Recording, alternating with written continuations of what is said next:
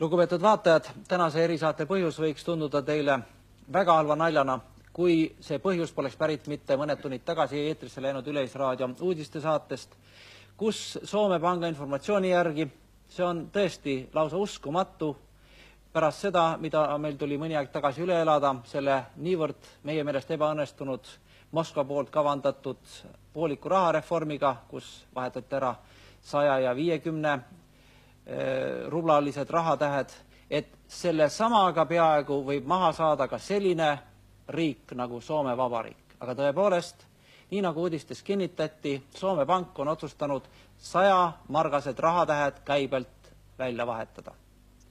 Ja põhjuseks on toodud lühidalt ainult nii palju, et liiga palju Soome marku on läinud käibele väljaspool Soome Vabariiki.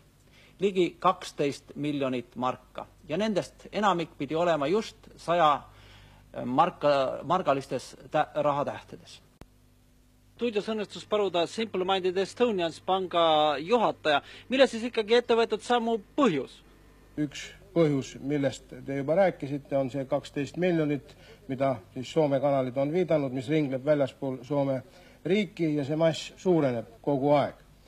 Teine küsimus on see, et nagu viimastel nädalatel siin informatsioon oli, on see, et on täheldatud väga tõsiseid sidemeid narkomaafia liinis Eesti ja Soome vahel ja on arvata seda, et üks suur osa seda niinimetatud musta raha pestakse Eesti territooriumil ja see põhiliselt on ka 100 margastes, nii et see on ka üheks põhjuseks, miks püütakse siis võtta need käibel olevad rahad ära ja asendada need uute rahadega. Nii palju on veel teada, et rahavahetus hakkab toimuma järgmisest esmaspäevast ja kestab kogu nädala. Soome riigi kodanikele ei ole seatud sisse mingisuguseid piiranguid, nii nagu oli meil toimunud rahareformiga. Laupäeval, pühapäeval on pangad kinni, nii et nädala aja jooksul see rahavahetus toimub. No ja, aga kuidas saab meie inimestega, sest tõepoolest siin ju vahepeal isegi pakuti välja, et me võiks Eestis võtta nii-öelda teiseks valuutaks Soome marga ja marku on inimestel tõesti üpris palju käes, kuigi loomulikult mitte igal ühel.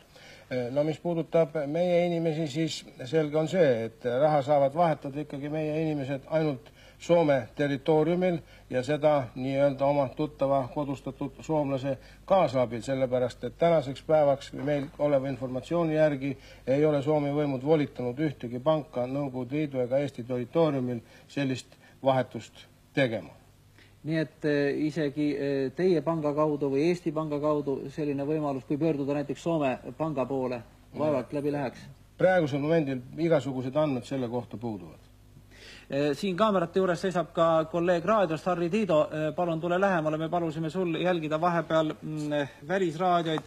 Kas on jõutud juba seda väga ootamatut, ma ütleksin, kapitali maailma jaoks käiku ka kommenteerida, sest see on justkui kopeeritud suurelt naabrilt. Ma ei taha nüüd öelda, et Soome on liialt palju suure naabri mõju all, aga mõtted lähevad vägisi sinna.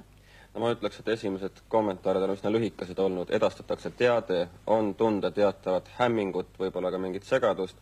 Üks versioon, jah, mida muide pakutakse siiski ongi see, et Soome on väga tihti Moskva pealt väga palju kopeerinud ja võib-olla, et see on ka taust, aga rohkem on siiski juttu sellest, et tegemist on ju väljaspool Soomet oleva rahamassi äravõtmisega, sest Soomes soomlased saavad kõik oma raha ära vahetada, järelikult puudutab see ainult neid miljoneid või 10 miljoneid, keegi ei tea ju täpselt kui palju, mis on väljaspool ja siin juhitakse just tähelepanu sellele, et esiteks on Eestis väga palju Soome raha ja praegu see rahamass järjest kasvades liigub ida poole, see tähendab juba on Leningrad, Leningradi oblast, Moskva linn ja järelikult soomlaste jaoks Soome finantssüsteemile kogu see oht nagu suureneb ja see on peamine põhjus. Selge on see, et ega ju rootslane või näiteks inglane ei hoia oma kodus või oma pangas Soome marku, ta hoiab ikka oma raha, eks ju, seda saab vahetada, nii et ta peabki olema põhiliselt siis nii-öelda endises Nõukogude riigis ja võib-olla ka ilmselt seal Kesk-Euroopa riikides. No Kesk-Euroopa riikides vähem, sest minu teada just on meie oleme üks põhiline ala, kus Soome mark käib, näiteks mõni aeg tagasi veel Moskvast eriti ei käibinud. Praegu on hakanud seal ka tulema ja see võib-olla, et kaudselt on üks põhjus selle asja juures. Löök on tõesti tugev, nüüd juba teine löök lühikese ajavahemiku järel ja selge on ka see, et kui 23. rutati siis kommertskauplustesse ja sidejaoskondadesse, et kas või enda nimele saata raha saadetis, siis praegu on võimalused üpris ahtad. Praegusel ajahetkel minu teada, ma ei ole küll kuigi suur valuutakaupluste külastaja, vahel käin seal ainult vaatamas, mis seal müügil on, aga nad on suletud. Telefonis oli mul väike palve, et ehk te saate mõne 100-margase rahatähe kaasa võtta, et näidata, milline see siis rahatäht oli, mis nüüd kohe ära kaob, siis teil ei ole seda? Ei, mul seda ei ole. Ari, kuidas sinul on? Ma tean, saad, et Soome lehtedele kaastööd, aga sul nüüd ei teki probleemi kuhugi rutata?